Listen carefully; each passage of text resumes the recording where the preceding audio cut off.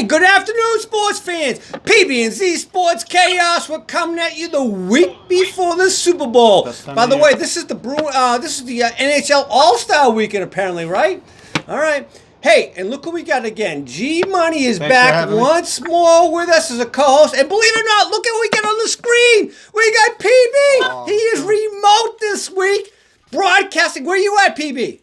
I am in South Florida in Coral Springs. South Florida. Where the Super Bowl will be. Guy lives the dream. Oh, you're living the dream. You're looking good down there, brother. We like it. You're looking really good. Yes, yes. All right. Hey, we're going to do a 2-minute drill as we always do. We're going to talk a little MLB Hall of Fame. We're going to talk the NFL championships last week, the playoff games for the championships in the AFC and the NFC. And then we got a little game for you. We're going to do a little pro-con. I got some analysis that we're going to ask the guys about. They're going to give their pros and their cons. All right. Let's get right into this thing. Celtics crushed the Lakers the other night by 37 points, the biggest by either team in this rivalry since 1969. By the way, Kemba Walker, some people in our audience, they felt he was not the right hire or signing by the Celtics. He's an all-star. He's a first-team all-star. I love it. He had a great game that night as well. One of the best point guards this year. Yes, he is. And Zion finally made his debut the other night. Had 22 points, but what's impressive about that was 17 points in 3 minutes. That was the most perfect in three-point land. Oh my God, 4 for 4. He was unbelievable. He's the real deal. Talk about what a debate. I mean, the first game that he played in his career. It's unbelievable. Yeah, he followed up with a good game last night. He had like 17 points, but he plays the Celtics Sunday night on ESPN at 6 o'clock. A great game. Get ready for that one, boys. That should be a good one. I'm looking forward to it. Hey, speak of the NBA. They are renovating the Hall of Fame out in Springfield, Mass. It's a $30 million project. Guess what they're doing to help support this? They're raffling off old plaques. You can get a MJ, Michael Jordan, a Magic Johnson, a Julius Erving Hall of Fame plaque. The bidding starts at $10,000. G-Money, are you in? Yeah, I'll get a Michael Jordan plaque. All right, Sign me up. $10K? You got to bid $10K to start out, though. It's going to finish at $100K. PB, your thoughts? Well, hey, I was just going to say, speaking of the NBA, I'm going to be attending the Celtics Heat game on Tuesday down here in Miami. So Big game. The Heat have the best record in the NBA right now at home. They've lost one game out of, 30? They lost last night. They have 2 now. Yeah, they're 20-1 at home. I think they lost last night. Yeah, so 20-2. Yeah. All right. Speaking of hoops, NCAA hoops continues to not disappoint with all of the mystery around it. We now have our 7th different number 1 team this year. Gonzaga, who you thought G-Money would run the table, did lose, and they still got moved to second by Baylor. I don't understand it. They're not playing any good teams. They're playing garbage. That's why. I don't. Quality of opponents. It's crazy. Hey, and speaking of the guy we love to make fun of here in New England, I know PB got a chance to meet him down in Miami. AB, Antonio Brown, he's in the news once again. That guy definitely has CTE. He was throwing rocks at his moving guy who was moving stuff into his house. What is up with him? And he refused to pay him. Oh, God. And now he wears an ankle bracelet, like a comic hook. With a pretty stunning suit, too, right? Oh, man. I didn't see the suit. He wore a tracksuit underneath a suit coat. It was just, oh, my God. All right, moving on. The Cyborg sisters, the Williams sisters, they lost in the first week ever at the Australian Open. Both of them are out. Venus lost to Coco, who was really coming on. She's good. She beat the number 3 seed last night or yesterday or whatever it was in Australia, Osaka. And, poor Serena. She got knocked off as well. They're both out. They're done. Yeah. Well, they're also 50. I mean, they're old. Well, let me ask you boys a question. I'll start with you, PB, on the phone. Is the reign of the Venus Williams and Serena Williams, the Williams sisters, is it over? Venus, I feel like it's been over for a while. Serena, she may have one left in her, but this Coco is really impressing the heck out of me. And some of these younger tennis players right now, I don't think they can keep up with them. All right, G Money. What do you think? I think Serena wins one more. I think she pulls one more. Maybe the Wimbledon. Wimbledon. Wimbledon. She does, All right. Yeah. She does well there. 40 maybe. All right. Hey. Anyways, and we know what I'm talking about. 40. Anyways, moving on. DYK boys. Let's get right into one. I got one right here for you. Who is the longest tenured active player in all 4 major sports right now? Anybody have a clue? Yeah, I know this one. Thornton. You're close. You're close. PB, you got a guess? What was his guess? He said Joe Thornton. Jumbo Joe. From the Sharks? Yeah. Yeah, that's a good one. Could be Tom Brady. Nope. It was a teammate of Tom Brady's, though. Oh, Vinatieri. There you go. How old? Adam Vinatieri, 24 years. His first year was 96. By the way, there's only 4 other guys that have played in the 90s that are still in the league today, or any of the leagues. You guys already mentioned Jumbo Joe. You got another idea? Well, Brady was drafted in 99, right? Wasn't he? No, it was 2000. Yeah, 2000. The 90s, so he's not one of them. Go ahead. A good one. It's probably hockey players. I feel like they last forever. It's a Bruin. You guys got to get this one. Oh, the freaking tall dude. Chara, yes. He's one of them. And Vince Carter's another one. Oh, yeah. Carter's still kicking around. Yeah. All right. Let's go. NFL playoffs last week. The Chiefs. Oh, boy. My co-host here today, G Money. You thought the Titans were going to roll. You actually picked them to win. Never mind the spread. You thought they would cover. They did neither one of them. And then the Packers. Both you guys thought the Packers would win the game. All right. Let's start with the Chiefs. G, what happened? What happened is Titans. They abandoned the game plan. They played cute at the beginning, got up 10-0, and then they continued to play cute. Instead of pounding the ball for 3 downs in a row every time and killing the clock, they kept passing. Like you don't do that with a lead against an elite offense like KC. The moment KC got a lead, game was over because Titans aren't built to come back. So when they had the lead for the little time they did, they just had to run it. Run, and eventually, they'll get a few first downs. They'll kill the clock. I mean, they abandoned the game plan that worked up to this point. PB, any thoughts? You picked the Chiefs. I pretty much second it. I mean, you got to keep the ball out of Mahomes' hand, and the only way to do that is run the football, run it effectively, run the clock. And do you see the time of possession after the first quarter and a half? It was double for Tennessee. Right. And once they started, like Gary said, like G said, abandoning the game plan and keeping the clock, stopping from passing, and giving the ball back to Mahomes. It was just, you were done at that point. Vrabel wasn't ready. He wasn't ready for that stage. I said that to you. So the 2 things I said to you last week was Vrabel is not ready because he's not experienced, 1, and he's an Ohio State guy, 2. And the other thing is Henry is always proven not to be a stud running back. He had a great year, but he's been in the league 6 years. This is his first good year. And I said, if you make him run laterally, what happens, right? They make him run laterally, you stuff him. Well, I'll give props to the defensive line for the Chiefs. They bottled up the run better than I thought they would, or better than they have all year long. Yep. So, props to them on that. I didn't see that coming. All right. The next game, both you boys picked the Packers. I told you no. PB, I'll let you go first. What happened to your Packers? The defense disappointed me more than anything. And I think G actually had Green Bay as like a top defense in the NFL. He did. I had a top 5 in the NFL. Yeah, he said that. And they've had moments of brilliance throughout the year. They just weren't ready for the game plan. I think they were outcoached. I think Shanahan went in with a great game plan. Mostert ran all over them. They just couldn't stop the run for anything. They couldn't. And it was pure domination. And Rodgers, I had a couple strokes of hope there in the second half. I thought he was going to play like that the whole game. And it just, the game fell away from him very early. It did. Gee. The reason why Packers lost, and they lost convincingly, is San Fran controlled both lines of scrimmage. San Fran's offensive line completely bullied Green Bay's defensive line, and San Fran's defensive line was always in the backfield chasing Rodgers around. So if you can't control either or both, you're going to lose the game. And I got to wave the white flag. I thought Nick Bosa would be a bust. The dude's a stud. He's for real. He's a stud. You know what, PB? You said it during our draft episodes early in the year. I said he'd be a failure, and he's a stud. So he's the only one I think in the NFL that can chase down Mahomes. Yeah. As far as I think he's fast. He runs a 4.4. That whole D line. I'm sure we're going to be talking about it, but that whole D line for San Francisco. That's I think the key to their chances of beating the Chiefs. Next week will be a good show, and we talk about that. All right, so, boys, the last thing we'll talk about in the NFL.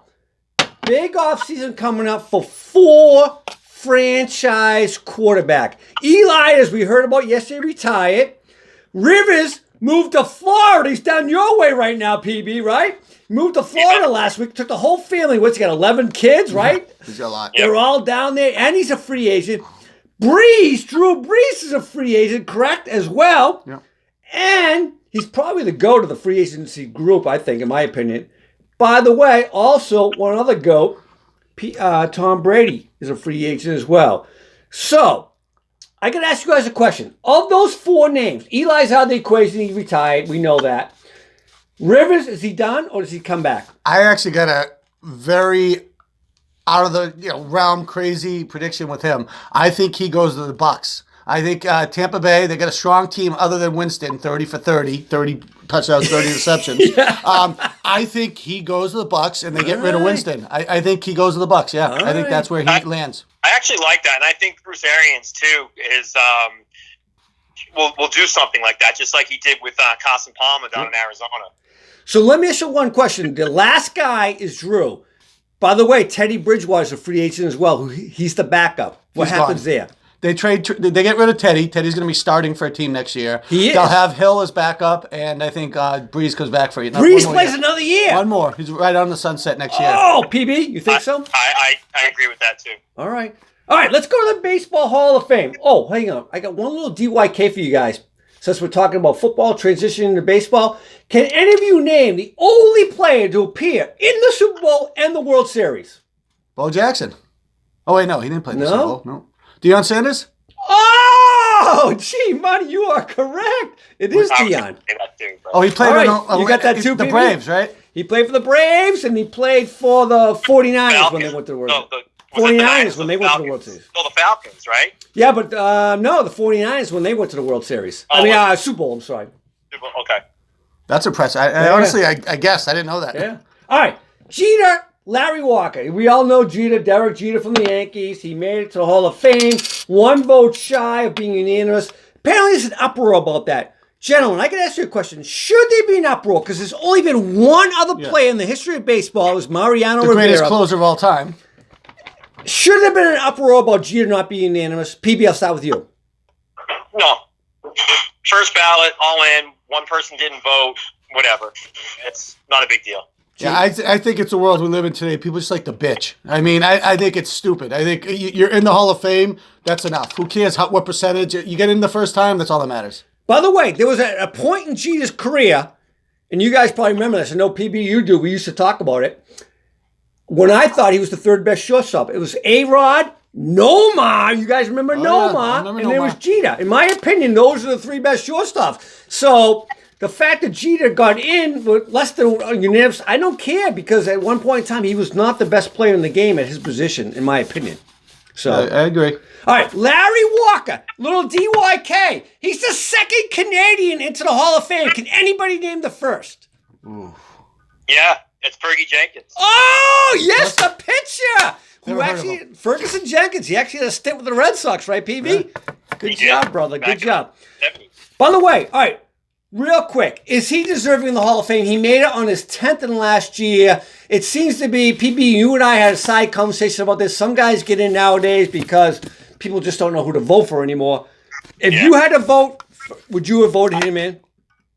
Well, I think that, he hadn't gotten over 23% of the vote in his first 7 years. Right. He ramped it up. His final 3 years, he was 34%, 54%, and then finally 76%, just barely making it in the final 10th year. But you know what? I think he deserved it. He was a good player.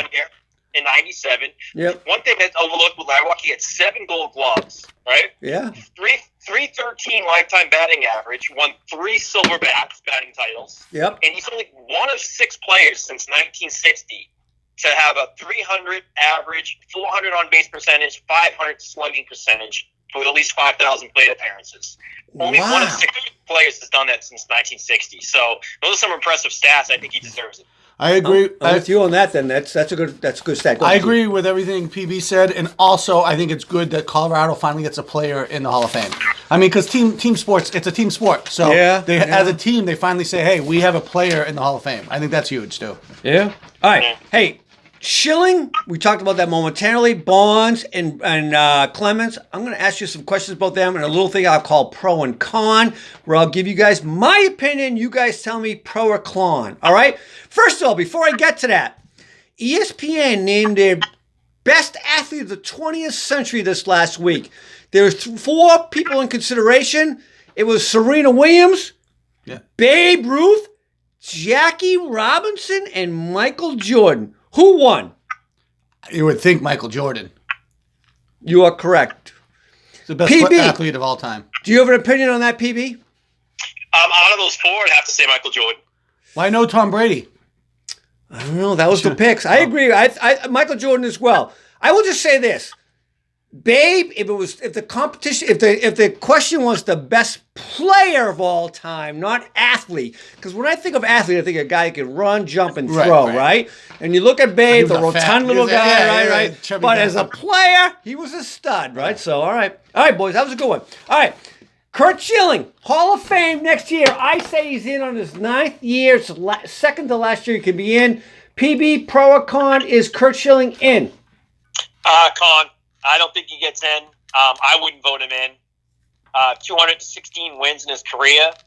No Cy Youngs, no MVPs. I just think that most of his hype and fame has come through his postseason. And you know what? When you look at all-time career stats, the postseason doesn't count. So I'm saying con on that one. All right. What do you say, G-Mike? I say con. I think he's a good player, but he's not a Hall of Fame player. And I think he helped us win a World Series, and he won a World Series for Arizona. So, props to him on that, but I don't think he's worthy of the Hall of Fame. 11-2. He's the all-time best statistical pitcher in the postseason. So stats don't count. No, I know that, but postseason, it's all about winning titles, and he was the best at winning titles. I think he also won one in Philadelphia, if I'm not mistaken, as well, so he has 3 titles. All right, moving on. I got to ask this one. I know he's one of your favorite players when he was younger. PB, Barry Bonds. Hall of Fame or not? Does he get in? Yeah, I think he's got 2 more chances, right? And, despite the whole, steroid era and people leaving him off the ballot for that reason only, I think they're starting to come to their senses. If you look at historically over these 8 years, he's gained momentum each year, much like I previously mentioned with Larry Walker in those final couple of years, how we really ramped it up. And given the lack of talent that's coming in as first-year ballots next year, I think Bonds gets in, maybe even next year, if not, definitely in the next 10 year. Yep. What do you think, G? I think he's in. I think people are starting to realize that everyone cheated back in the day. Everyone was on steroids. I mean, I don't care who you were. You were doing some type of performance-enhancing drug. So I don't think just because he got caught that he's any worse than anybody. So he was a phenomenal talent. He was a home run dinging. Like he was just insane. Like career leader, 793, right? You can't discredit that because you know what? Yeah, he was on roids. So was everyone else. They could have all got those numbers. He was facing pitchers that were, all jacked up. Like exactly. We're going to talk about Clemens next, right? Yeah. So speaking of that, what do you think? Does Clemens get in as well? For the same reason, I say yeah. I would agree. I agree. Clemens, isn't he? He's top on. He's right up there in wins and strikeouts. I mean, he's top 10 in those both categories. Correct? I believe he is. Every single category. He's top 10. Every single category. He's in top 5 in every single category. Yeah, he deserves to be in. I mean, he had a stellar career regardless of what kind of steroids he did, because the rest of them did it too. The guy won 2 Cy Youngs, and you could say he was on in performance enhancement drugs or whatever, but he won 2 Cy Youngs after the age of 39. Never been done before. I don't care what drugs you're on at the age of 39, still be able to do that, right? So, all right. All right, gentlemen. All right, we're going to get now to the nitty gritty. I'm going to ask you one. He retired yesterday. Eli Manning. I say he never makes the Hall of Fame. G Money, you go first. I don't think he sniffs the Hall of Fame. I think that all he has to his name is 2 Super Bowl wins, unfortunately against our team. But I think other than that, his career was uneventful. PB, pro or con? For all the same reasons, no. I think he had more interceptions than anybody that is even in the discussion for Hall of Fame. Like, he threw so many interceptions in his career. Well, Brett Favre had the most interceptions in the history of the NFL. So, I mean, when you have a long career, you're going to have interceptions. Right. Yeah, to that point, he's number 7 in yards, 7 in touchdown passes, 12th in interceptions. So there's the negative, right? But the other things that, and I'm with you guys, I don't like him. I don't think he should be in the Hall of Fame. He's an average quarterback. Yep. He's only one of 5 guys ever to be multiple Super Bowl winners, MVPs, I'm sorry, multiple Super Bowl MVPs, and he's only one of 12 Super Bowl quarterbacks to win more than 1 Super Bowl. But keep in mind, the Super Bowls he won, it was a result of his defense. Like, he wasn't, he might have won MVPs, but he wasn't lighting up the scoreboard by any means. And, you know what? We hate to admit this, PB, but who did he beat? The only 2 Super Bowl wins he has is apparently against the GOAT, right? I still don't think that's enough, though. I think if that's all he has, it's not enough. All right. Let me ask you a question. A guy he was traded for, Phillip Rivers. He moved to Florida. We talked about this earlier. Does he play next year? Yes or no? I think he plays next year. PB. More year. Yeah, I think he does, and I like Tampa Bay as a landing spot potentially too for him. All right, here's the really tricky one. Phillip Rivers, Hall of Famer? Yes or no?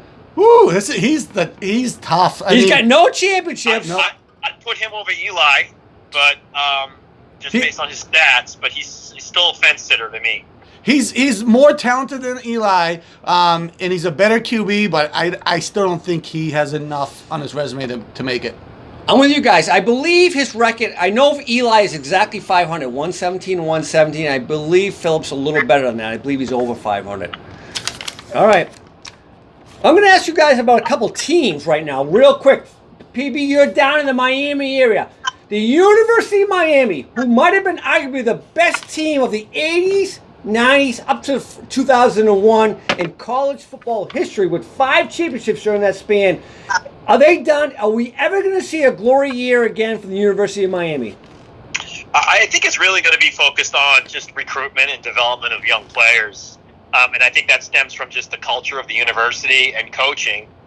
And they haven't had that. They haven't had stable coaching since Coker left, right? So yes or no? Will they be back? Will they be a glory team again? I just don't see in our lifetime. Right now, I mean, you look at Clemson, you look at Bama, you look at where real talented kids are going. Yeah. And the U is just struggling to recruit and develop those young players. So I don't see it anytime in the near future.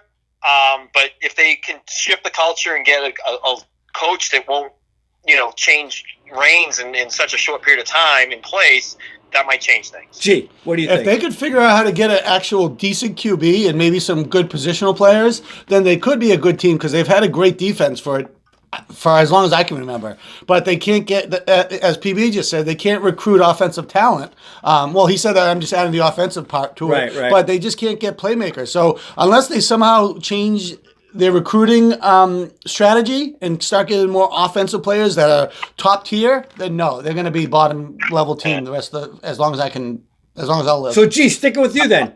How about the other Florida team, Florida State, who had 33 winning years under Bobby Bowden and has not been anything near that since? What do you think? I think they have a lot of work to do. I mean, their offensive line is one of the worst in football the last 5 years. Do they ever get back? Do they ever be a top 10 team for like a year? I think that they'll get back quicker than Miami because I think that more people, one reason or another, want to go to FSU. I think they get a better culture, better coach, in my opinion. PB, what do you think? Yeah, G stole the words out of my mouth. I think they have the chance of getting there back to that before the U does. All right. And the last one I'll add, this is what I'll consider a blue blood because they're, by the way, Miami has 5 national championships. That's in 4th place. They're tied with 4 other teams, Ohio State and USC. Does USC ever get back? They were a glory team for a long, from the 60s to the 90s. And then they came back in the 2000s when Carroll was there.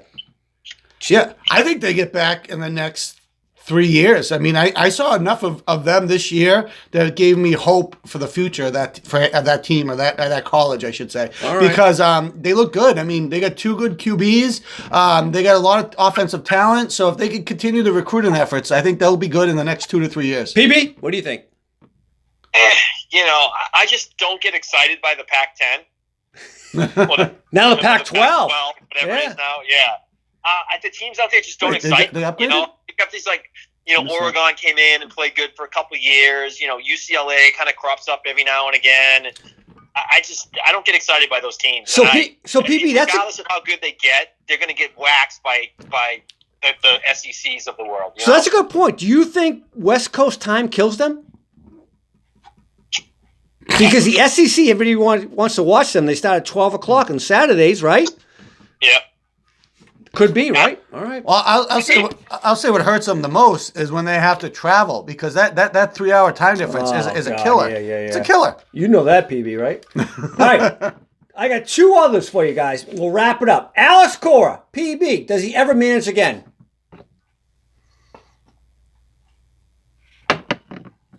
Sorry, I was on mute there. Alex Cora.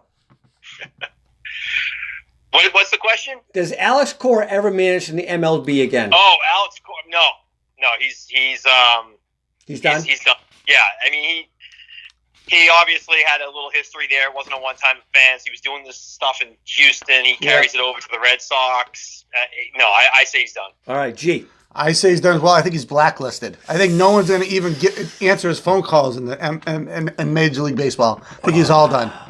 All right, the last one. You disagree? No, you know what? I think you guys are right. Unfortunately, I hate to say it, but I thought he was a good coach. He's a very good coach. He didn't need to cheat. He didn't need to do that stuff. He had a great relationship with players. It's a shame that happened. I don't know what he was thinking.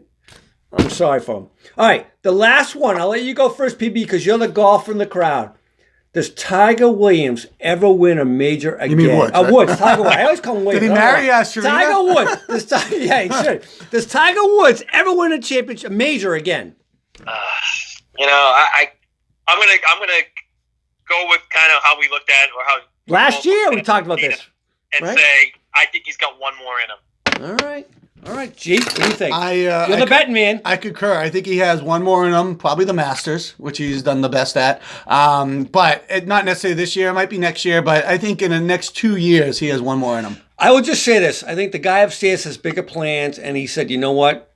You did some bad things. Guess what? You've had your time. You're done. So, sorry, Tiger. I appreciate it. You had a great career, but you're not going to win another one because of the big guy. All right. Hey, listen, fans, thank you very much. It's been a good episode of the PBnZ Sports Chaos. Glad to have our boy. He's back from the remote broadcast, PB. Love it. You're looking good on the video, PB. Anyways, we'll do our Super Bowl show next Sunday before the Super Bowl. Look forward to talking to you then. Have a great weekend. Have a great weekend.